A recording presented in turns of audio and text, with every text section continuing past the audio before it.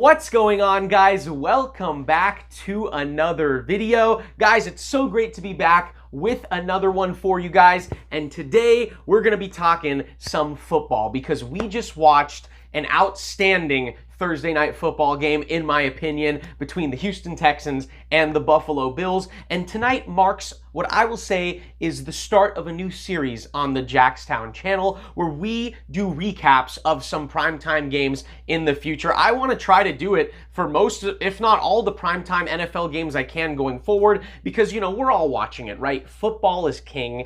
And we're all watching it and we're all reacting, and it would be fun to just talk about what we just saw, react, do a little post-game show on the JaxTown channel, and that starts tonight. So we're going to be recapping the great game we watched tonight to start off our recap series. Texans and Bills on this Thursday night, guys. Week 12, let's talk about it. So the Houston Texans at home facing Josh Allen and the Buffalo Bills. They take the game 23-19, and it was just an outstanding game. Like I said, great game, really enjoyed it. What a defensive battle it was. What an intense physical game. So we all saw it, right? I'm assuming, right? Or we heard about what happened. So let me give you, instead of, you know, we can break down the details and go into play-by-plays and stuff, but for the most part, the way we're going to do these recaps and post-game is we know what happened. So I want to focus more on takeaways, what I thought about the game and stuff like that. And of course, I want to hear all your guys' opinions. So make sure to comment any and everything you got to say about the game below. And so guys, yeah, I would say for this game, obviously, one of my biggest, gotta be the biggest takeaway, right, is how great the Houston Texans defense was tonight, how elite they were. What a performance on all levels by this Houston Texans defense, coached by DeMeco Ryan. Tonight was, I would say, among their many incredible defensive performances this year, tonight was their best one yet against the great Josh Allen. Guys, I mean, I knew the Texans defense coming into this game was elite and one of the best in the league. They allow the least amount of points per game, the least amount of yards per game. But, you know, with other teams that are more bona fide contenders like the Denver Broncos, you know, you have the Philadelphia Eagles, defending Super Bowl champs, obviously. I think recently we have maybe thought of those two defenses among maybe a handful of others as being the best in the league. But I think the Houston Texans, with this statement win tonight, reminded us that they might just be the best defense in the league. You know, that's up for debate,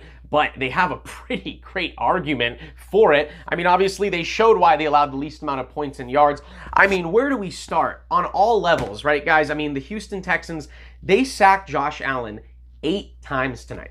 Yes, Josh Allen, one of the most mobile quarterbacks, most athletic quarterbacks in the game. They sacked him 8 times, which was a career high for Josh Allen. And I just think it's a combination of everything. This Houston Texans defense has everything you could ask for in an elite defense. They have a great defensive line with what I would say is the best edge rushing defensive end duo in the league in Will Anderson Jr. and Danielle Hunter, who both had outstanding nights, and we'll get to them in just a second. And then you got aggressive, great linebackers led by Azeez Al-Shaair, and then you got just the linebackers just come in, blitz. You know, they're not really as much coverage linebackers because the secondary is so good that they just help that pass rush, and they were pressuring the Bills and attacking and dominating the Bills' offensive line all night. And then we get to the secondary, just an unbelievable night. I mean, shout out to among the many great players in the Texans secondary tonight. Shout out to Kalen Bullock, the safety. 2 interceptions, a forced fumble, 5 solo tackles, 2 pass deflections. I mean, the difference in this game was obviously the sacks and the Texans just having that much more of an elite defense. But the difference in this game was the 3 turnovers versus the no turnovers. The Bills had 3 turnovers tonight, and the Houston Texans had 0 turnovers. But all 3 turnovers were forced by Kalen Bullock with the 2 picks and the forced fumble. Just an unbelievable career night for the safety. And that's someone in their secondary we don't even consider when you think about, you know, Derek Stingley obviously anchoring the secondary and just all the other great names on the defense. We don't mention Kalen Bullock, and Kalen Bullock was outstanding tonight among the many others. We talked about Will Anderson, right? Comes into tonight, 2.5 sacks tonight, and a clutch pass deflection. I mean, remember the last drive, Bills are driving it after an unbelievable 4th and 27 conversion where they threw the Josh Allen throws the pass to Josh Palmer, then an unexpected lateral to Khalil Shakir to set up the Bills into field goal range. Doesn't matter, obviously, because they needed a touchdown. And in the red zone, I believe, was in the red zone? Yes.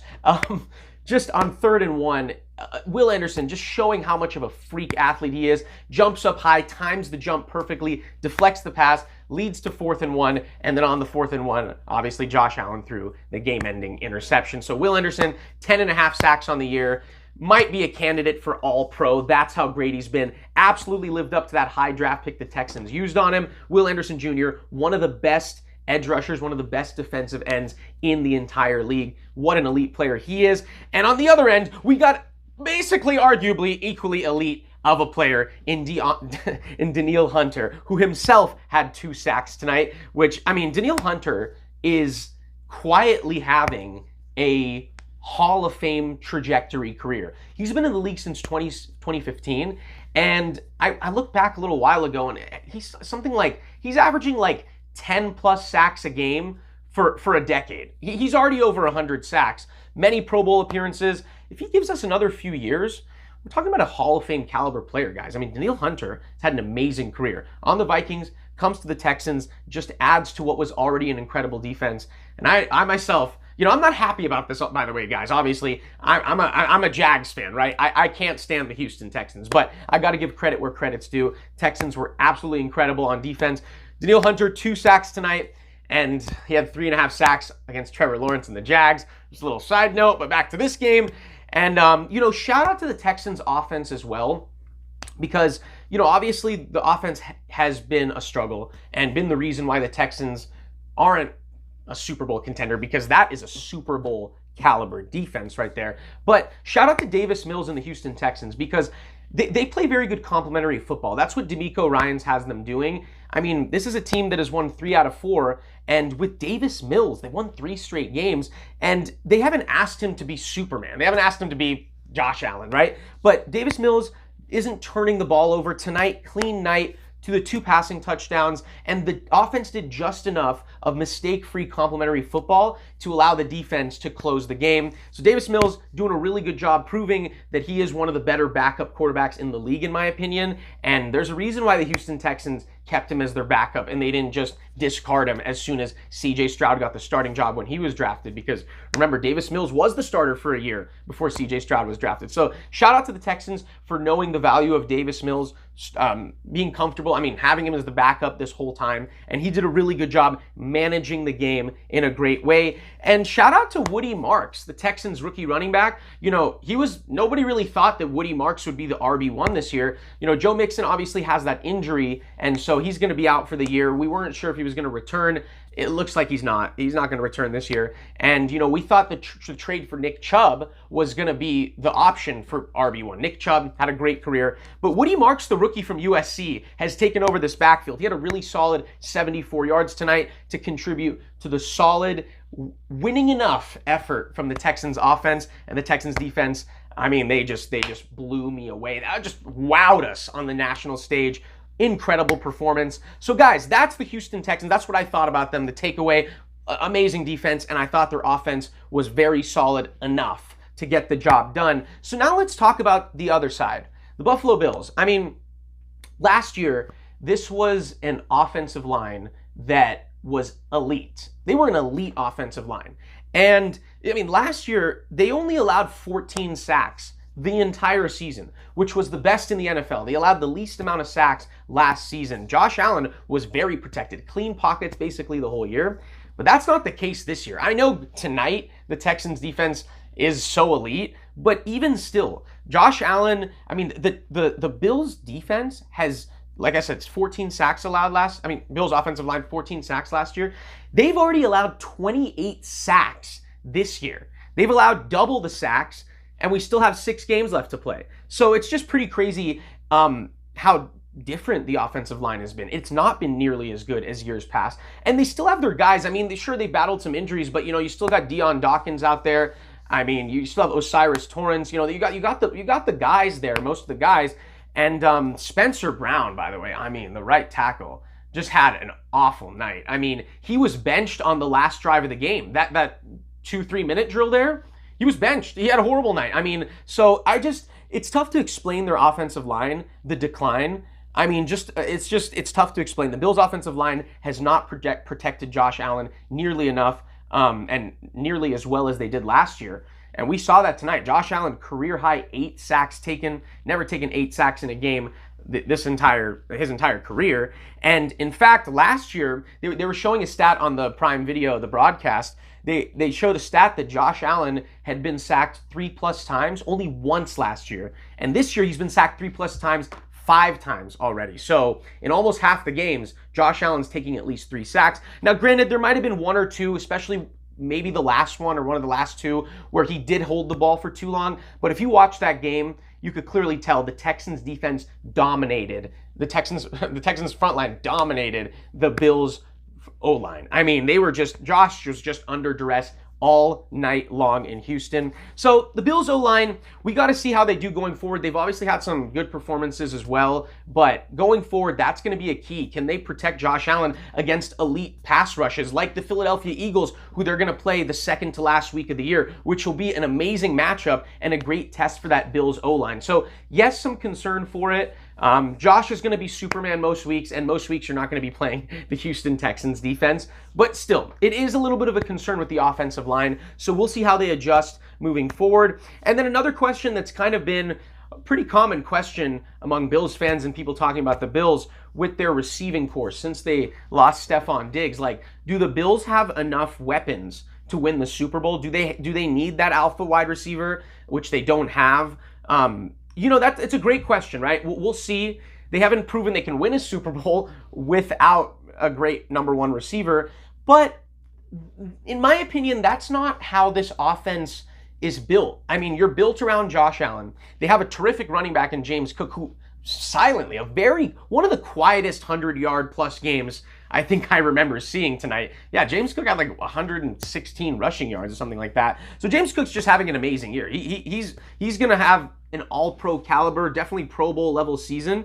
And so he's been great. The run game's great. Josh Allen's still been great this year. And, they have Shakir out of the slot, who had a really good night other than the fumble. A lot of big-time plays. And tonight they didn't have Dalton Kincaid. And the Bills really love using those 2 tight ends, Kincaid and Knox. So, I mean, look, last year they get to the AFC Championship with this similar group of receivers and tight ends.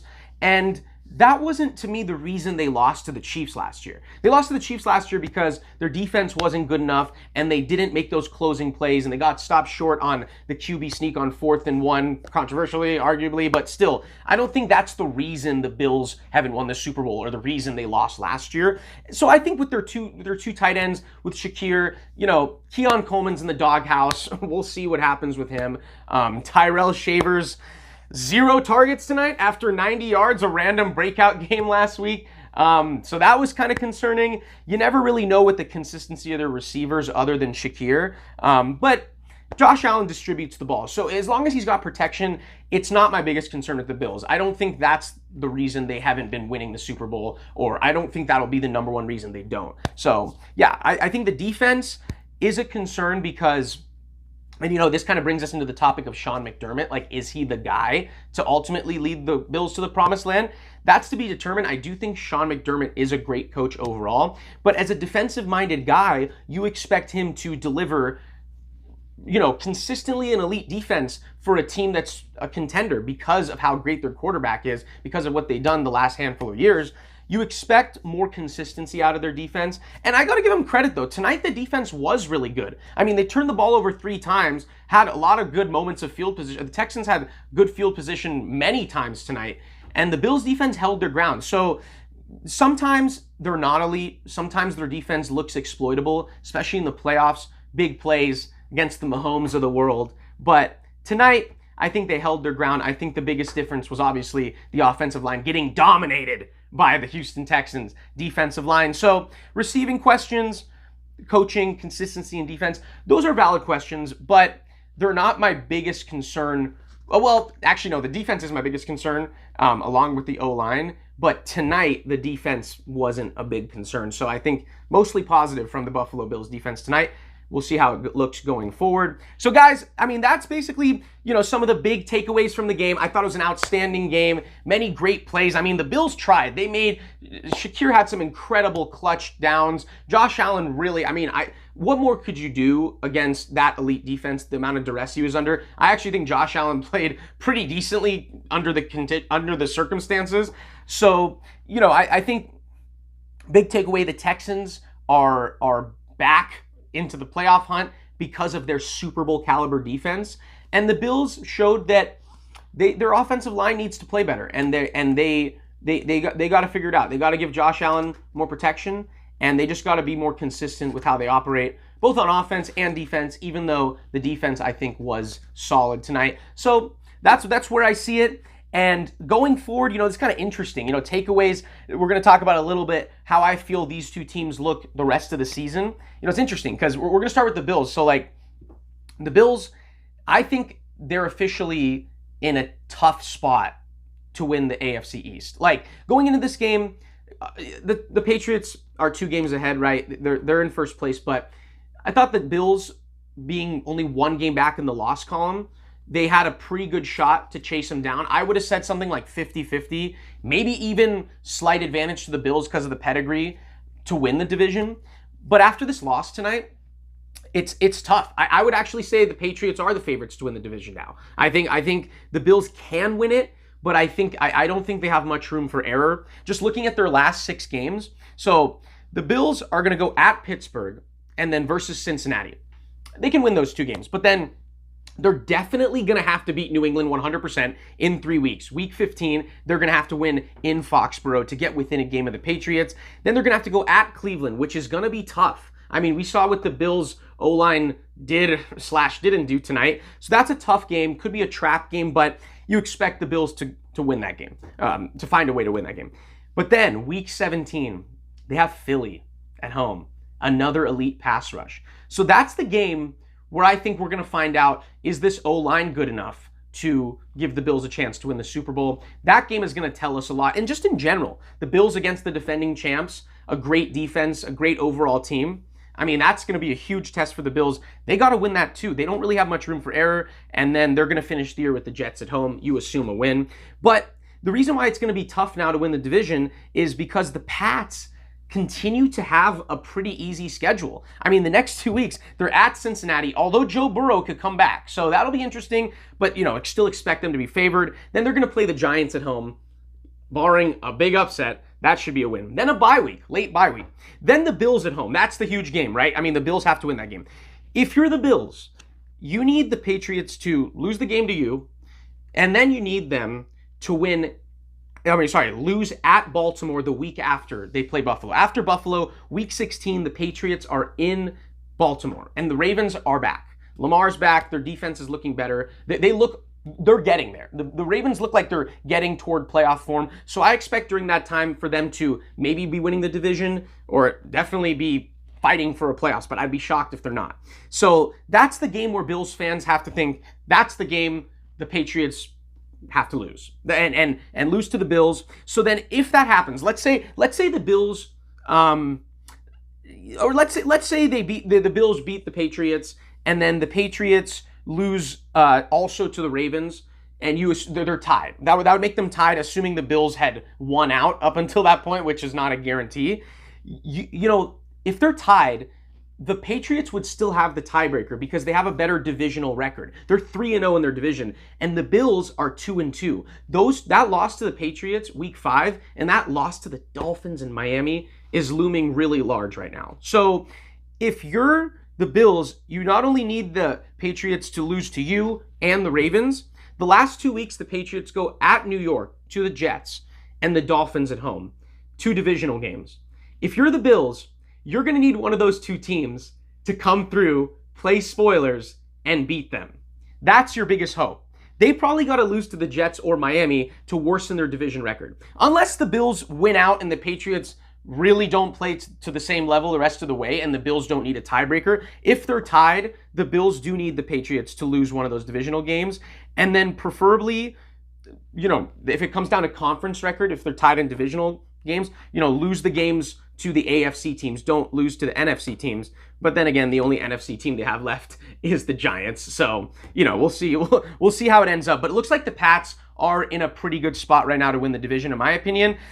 And the last thing I'll say, the Houston Texans takeaway going forward is that they're back in the playoff hunt. They're the number one team out, first team in the hunt, right behind my Jags, go Jags, who are 6-4. And it's going to be really interesting. Their defense is obviously going to be there. Their offense, with CJ Stroud coming back, I'm curious to see if it's going to be solid or to what level it should. If it's at least decent, I feel like league average, I think they have a chance because that's how good their defense is, right? So they've won 4 out of 5. They won 3 straight, going from 2-4 to 6-5.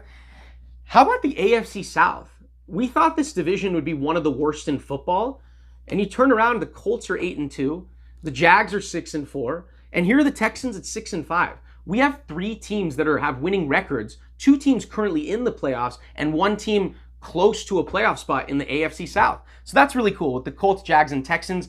I think this division's open. I think any of these 3 teams have a chance to win. And the reason why is both the Jags and the Texans have to play the Colts 2 more times. The Colts have not played the Texans or the Jags at all yet this year. So just looking at all the remaining games for the Texans, it is tough. It is tough. There's definitely some tough ones going forward. Next game at Indy. That's a big one, especially if the Colts lose to the Chiefs this week and fall to 8-3, then the Texans are that much closer. So same with the Jags. If they beat the Cardinals, they're 7-4, and if the Colts lose at Arrowhead, then they're within 1 game. So Texans at Indy next week, week 13, that's going to be a huge game. Then at KC, that's a big one too. We'll see how they do that. That's a tough one. Then you have 2 very winnable games. You have the Cardinals and Raiders at home back-to-back. Then you go at LA to SoFi to play the Chargers. And then the last game you play Indy again at home. So they're mathematically back into it, but obviously it's going to be tough because 4 of their 6 games are tough, including 2 against the Colts. But the Texans have a chance to control a large part of their destiny by possibly beating the Colts twice. How will Daniel Jones do against this defense? I don't think he'll be comfortable. So just their defense gives them a chance. So we'll see. I mean, they're in the playoff hunt. They have a chance at a wild card spot. They have a decent chance at the division. So the AFC South looks really good. 3 teams contending for a playoff spot. I'm really curious to see how that division ends, especially with my Jags in it. But Duval's going to win, right? I mean, we'll see. I mean, that's what I hope, obviously. But we shall see, guys. So great Thursday night game, guys, between the Bills and Texans. Really enjoyed it. Even though I hate to say it, shout out to the Houston Texans on a phenomenal performance, especially defensively. So, guys, let me know how you enjoyed this great Thursday night football game, how you felt about it. Comment any and all your opinions. I want to hear them, love to hear them. Let me know down below. Like the video if you enjoyed, guys, and expect some more recaps coming up in the future. I'm excited to be doing this going forward. I really like this style, talking about the game fresh off the game. So like the video if you enjoyed, guys. Really enjoyed making this for you. Subscribe if you haven't already. You love football, the NFL, NBA, MLB. We'll talk about all this on JaxTown. Thank you so much for watching as always, guys, and I'll see you all in the next one.